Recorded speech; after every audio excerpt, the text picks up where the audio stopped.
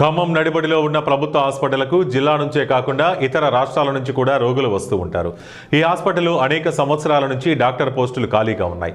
భర్తీకి చర్యలు తీసుకోవాలని అనేకసార్లు విజ్ఞప్తి చేసినా భర్తీ చేయట్లేదని ముగ్గురు మంత్రులు జిల్లాని అడ్డం పెట్టుకుని పదవులు సంపాదించుకున్నారు తప్ప ప్రజలకు ఉపయోగపడే పని చేయట్లేదని సిపిఐ జిల్లా కార్యవర్గ సభ్యులు మహమ్మద్ సలాం తీవ్రంగా ఆవేదన వ్యక్తం చేశారు.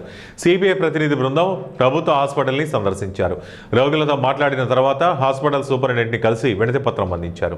ఈ సందర్భంగా సలాం వివరిస్తూ ఖమ్మం నడిబొడ్డులో ఉన్న ఉప ముఖ్యమంత్రి కనీసం గుండె, కిడ్నీ, గ్యాస్, లివర్, న్యూరో డాక్టర్లను తెచ్చుకోలేకపోవడం, పెరాలసిస్ వచ్చిన వారిని బీపీ టాబ్లెట్ వేసి ప్రైవేట్ హాస్పిటల్కి పంపిస్తున్నారని మండిపడ్డారు.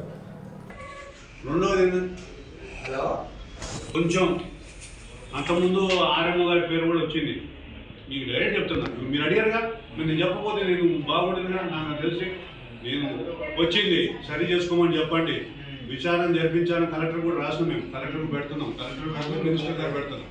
విన్నారా? విచారణ జరిపించాలని చెప్పి ఇట్లాంటి అన్యాయమైన మహిళల్ని మాత్రం వేధిస్తే ఫుడ్ సంబంధించిన కాంట్రాక్ట్ ఈ మొత్తం కూడా దాన్ని విచారణ జరిపించాలా. మేము రేపు మినిస్టర్ గారిని కలుపుతున్నాం. తుమ్మనాథ్ గారు ఇలా వస్తున్నా అన్నాడు, రేపు టైం ఇచ్చిండు. రేపు ఆయన దృష్టి కూడా తీసుకొని ఇవన్నీ ఫుల్ఫిల్ చేయాలని చెప్తాం.